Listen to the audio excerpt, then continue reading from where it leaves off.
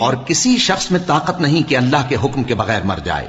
اس نے موت کا وقت مقرر کر کے لکھ رکھا ہے، اور جو شخص دنیا میں اپنے اعمال کا بدلہ چاہے اس کو ہم یہیں بدلہ دے دیں گے، اور جو آخرت میں طالب ثواب ہو اس کو وہاں اجر عطا کریں گے، اور ہم شکر گزاروں کو عنقریب بہت اچھا صلہ دیں گے. اور بہت سے نبی ہوئے ہیں جن کے ساتھ ہو کر اکثر اہل اللہ دشمنوں سے لڑے ہیں، تو جو مصیبتیں ان پر اللہ کی راہ میں واقع ہوئیں ان کے سبب انہوں نے نہ تو ہمت ہاری اور نہ بزدلی کی، نہ کافروں سے دبے. اور اللہ استقلال رکھنے والوں کو دوست رکھتا ہے. اور اس حالت میں ان کے منہ سے کوئی بات نکلتی تو یہی کہ اے پروردگار، ہمارے گناہ اور زیادتیاں جو ہم اپنے کاموں میں کرتے رہے ہیں معاف فرما، اور ہم کو ثابت قدم رکھ، اور کافروں پر فتح عنایت کر. تو اللہ نے ان کو دنیا میں بھی بدلہ دیا اور آخرت میں بھی بہت اچھا بدلہ دے گا، اور اللہ نیکوکاروں کو دوست رکھتا ہے. مومنو، اگر تم کافروں کا کہا مان لوگے تو وہ تم کو الٹے پاؤں پھیر کر مرتد کر دیں گے.